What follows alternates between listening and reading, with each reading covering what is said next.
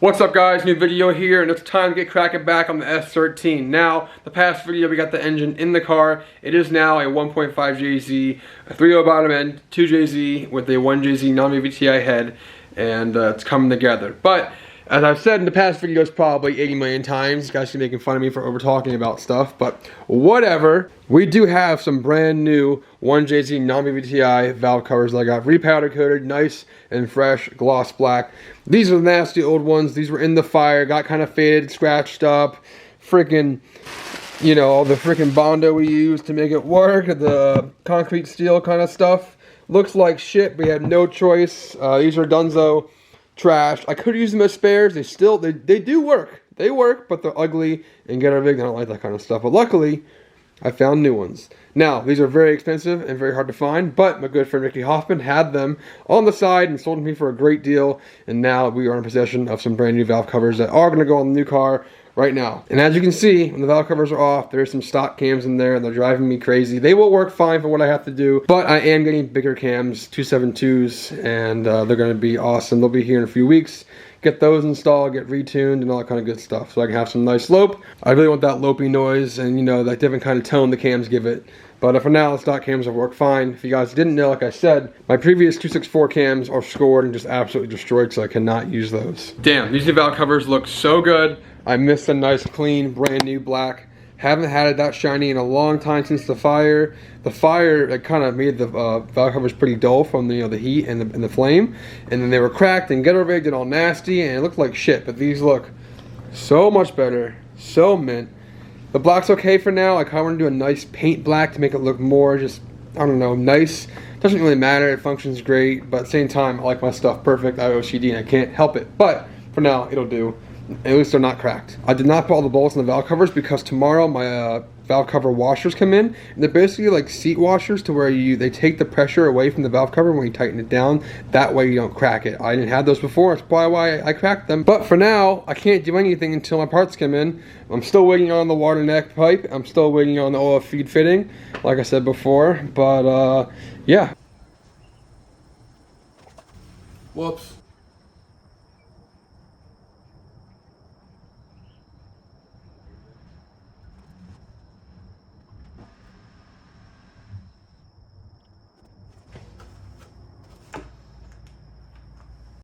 Boom, finally got my turbo oil feed fittings. I've been trying to get these for weeks now, and I literally ordered them before Christmas and never showed up, never found them, never found tracking at all. No one had it in stock. Vibrant didn't have it in stock. So I ordered two, never happened, and I canceled my order. Went deep into Google, and I finally found the correct fitting on racetronics.com. They were $3 a piece. Snagged them. Got one spare just because they were really cheap. And now I have a spare one there.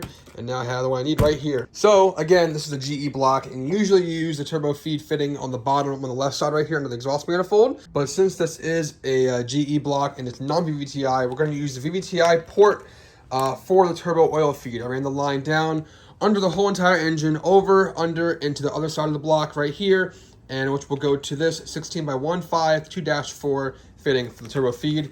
And technically, I could start this thing right now, but I am waiting on my oil cooler, and I'm waiting on my exhaust to be modified. I don't want to start it with an open turbo because I want to hear this thing the first time with a full exhaust on it.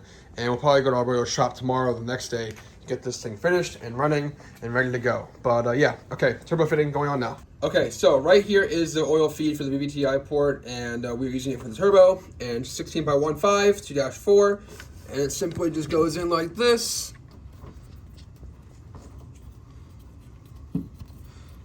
Gotta get it all in there. I'll get a crush washer in a little bit. I just want to make sure this line fits, and we'll be good to go. And almost there. It's a tough spot to get to, but we'll get it. Boom.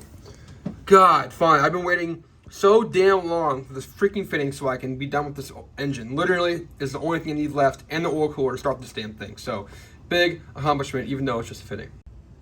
I got that line on there, -4 line, under the engine, over to the turbo, all done, ready to go. So now that is all set. And now, literally the only thing we have to do now is the water pipe to adapt the 1.5 JZ length to the water neck to the pump. and then the exhaust, and this thing is ready to freaking start. I literally can't wait. One more day, we'll be over at Alberto's shop getting this thing officially done. Super excited, and I literally just I can't wait. I'm ready to see this thing start. Very, very curious on how it's gonna sound. Probably gonna sound a bit deeper, not as high tone like a 1J, which is so cool. So, but yeah, definitely overall, like I'm very excited to have a change in this car. I've had the same 1J kind of thing for years, and I'm ready to have a bigger engine, some more torque down low, some more options to use with power-wise and turbo sizes and stuff like that. So, yeah. Boom! Finally, my Street Focus Fab new oil cooler has showed up. One of the last things I need to start the engine. Actually, it is the last thing technically I need to start the motor. Once again, thank you again to Andrew at True Focus Fab. He's awesome. He's taken care of me for years now. He makes amazing products. The quality of his products are amazing. The welds, the materials, the customer service, it's awesome. Definitely recommend them. True Focus Fab. They got oil coolers, intercoolers, bash bars, combo tanks. They have a lot of good stuff, and there's more stuff coming soon. All right, here she is, all nice and wrapped, all nice and brand new. Oh, it's like vacuum sealed. Whoops. Okay, cool. Cut this open.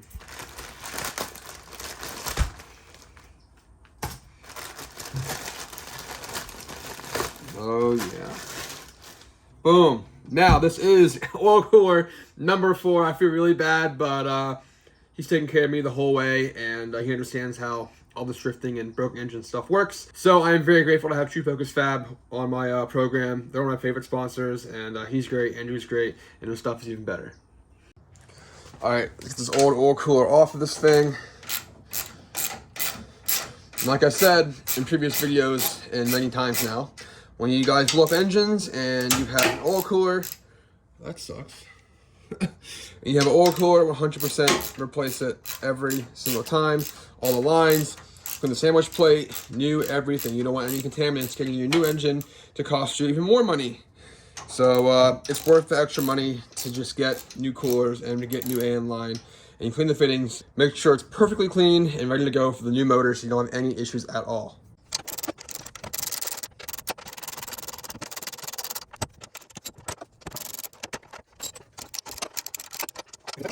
All right, out with the old and in with the new. Go. Andrew somehow makes these measurements fit every time. And he's all the way across the country. It's pretty gnarly to me, but he gets it right every single time. Every time. Boom. Perfect.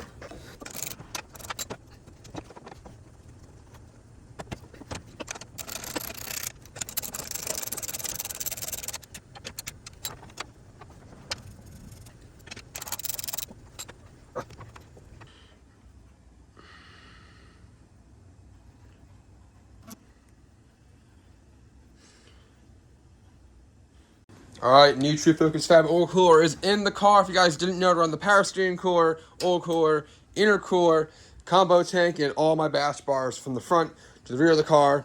I'll put True Focus Fab's link right here, and then also in the description below. They're an awesome company and a great sponsor, and I'm so grateful to have them part of this whole entire program I have here for years now, and we'll have some new products out soon, so be on the lookout for that. All right, we're heading to Alberto's shop.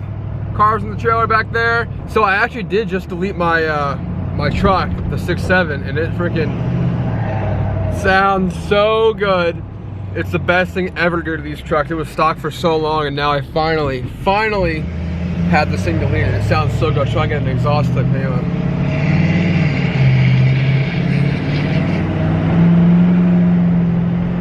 So much better. And I have 5 tunes, pretty freaking sick. And I also gained like 4 to 5 miles to the gallon. So I average like 17.5 to 18 miles per gallon now. Before I was getting about 13, which is amazing, and it's so much better. So if you haven't Ford F350, I definitely recommend it. Stock is not it. The EPA will love to get you, but I don't ever give a shit. I don't.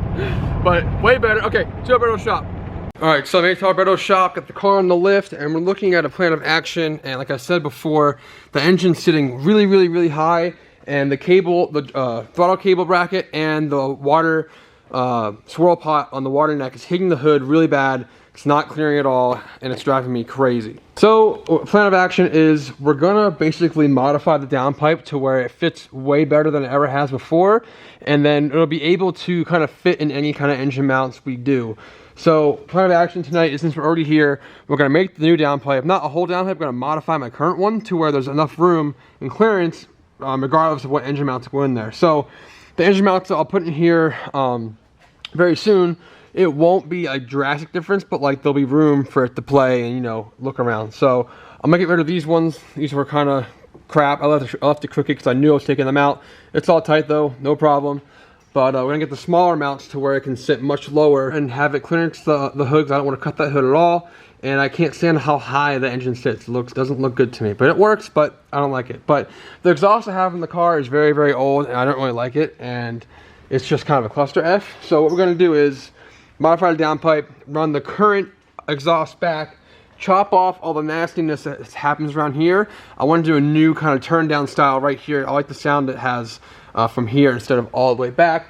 Plus this year clutch stickers, we're going to have a wall track, and I don't want to have a full exhaust all the way out, because if I hit that, it can damage the exhaust, put stress in the turbo, or break the exhaust and break other things, and you don't want that. So most FD cars and Pro-Am cars do an axle dump. Actually, it is illegal to have a full exhaust on an FD car, so we'll just have it back on the axle, dumping out. Probably do a turn down, maybe an oval style later on, like way later on, so it can sound really cool. But for now, we'll do the turn down here and then modify the current downpipe. All right, so it's my old downpipe. This thing has been on this car for a long time. Alberto actually modified this a long time ago to my 3.5-inch flange on my turbo, like years ago at Adam's house. And now we're back here years later getting this thing figured out. So basically what we're going to do is probably chop it like here-ish to get it on the turbo, and then kind of reposition the rest of it. Might be like around here or yeah, straight. maybe right here, so we can get it on the turbo itself and kind of snake it way down and make it work. So yeah, this stuff's really old, but there's no point to remake the whole thing when it's already kind of, you know, done in a way.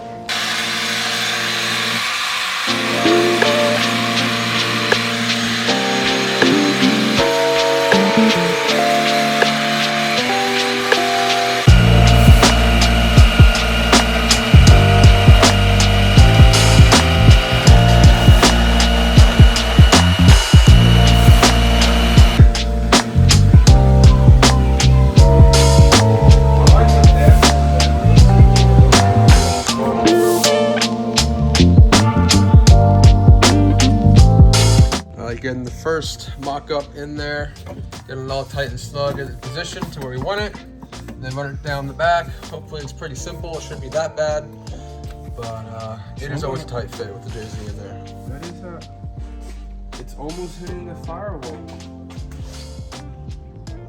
You said, well, your point was almost. So I think that's where it was? No, it was more like, well, it's higher now, it's different, so it's kind of different, but it fit better than that before. It might be that close, but I mean, it's JZ and a damn S13. What do you expect? Not more.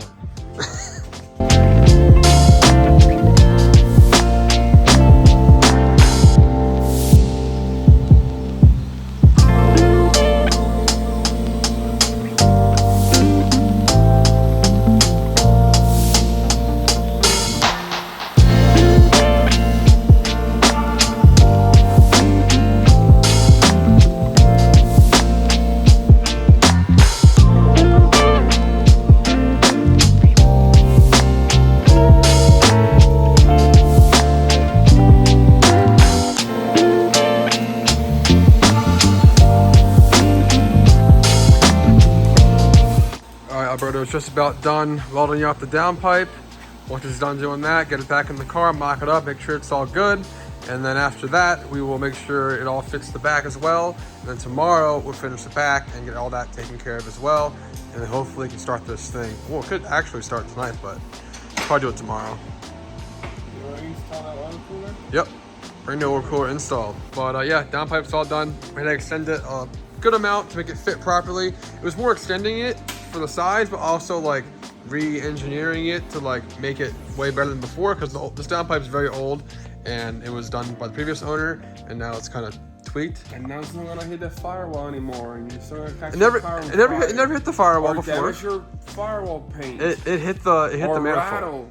Never rattle either. And then the exhaust is not gonna be touching the floor car anymore, so it's not gonna burn the poor passenger's feet anymore. Yeah, but it's gonna be pretty freaking sweet. Yeah, even though it's gonna be painted and wrapped up in heat wrap tomorrow.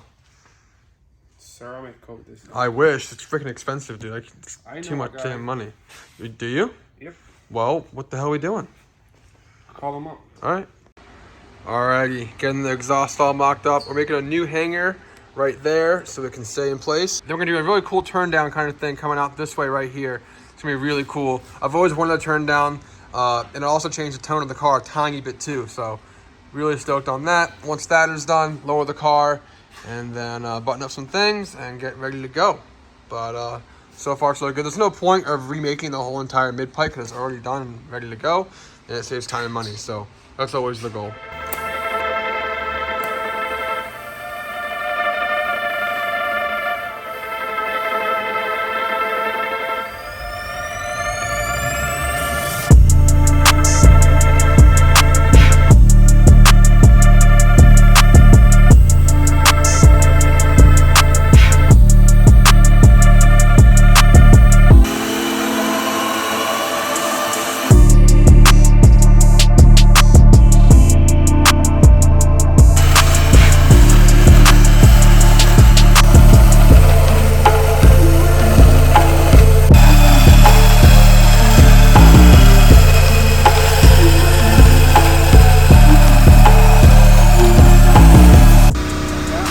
Looks so sick.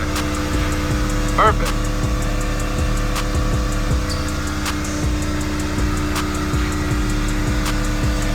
Go.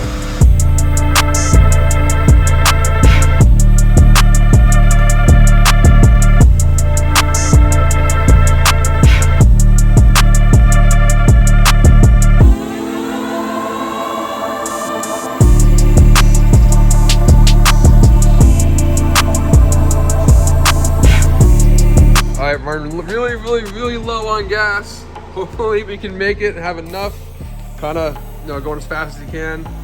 I don't need perfect welds for an exhaust, so as long as it gets done tonight, we'll all be good. But it's literally so close to being empty.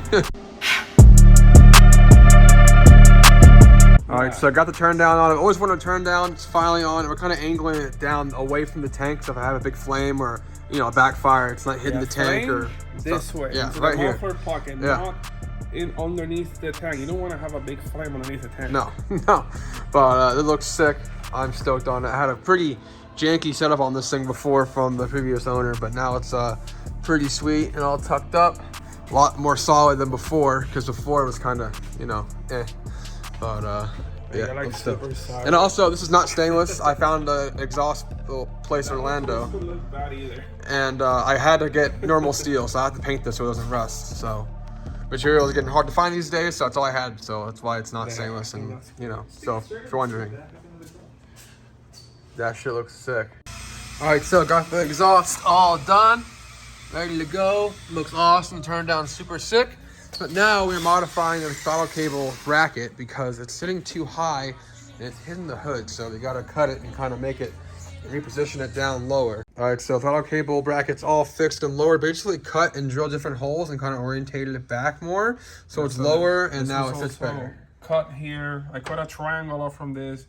Bend the bracket back because if I incline it lower, then it's gonna be aiming the throttle cable down. So I wanted to face the actual throttle wheel. So it's lined up perfectly. So now the cable is more taut, better throttle, and now this is not. Look at this. Yeah, much better. No more like slack. Much better. Now it's clearing the hood, and that's good. That was pretty simple, right? Yeah, that was really close. And it fits. Just the mesh and we're good. And then now this kind of does nothing. So in a week when he gets more gas for his welder, we're gonna cut this off and just basically cap this down so it clears the hood. Without the dash 10 cap on here, this actually clears. So even if we cut it here, it'll be even better. It'll be fully cleared and clearanced for driving. So that is probably one of the last things we'll do. And again, last night We did start the car as you guys saw, but it was misfiring cylinder 6. That injector, I guess, somehow went bad. It was perfectly fine in the flow map during testing, but FIC is sending me a free replacement injector. We'll get that next week, get it in the car, and this thing will run perfect. So next video, you hear this thing properly run, and it'll be real sick, and I'm really excited. Thanks to Alberto for all the work, once again. And this thing's gonna be running real good soon. We're tuned and making way more power. So, all right, guys, I'll see you guys very soon.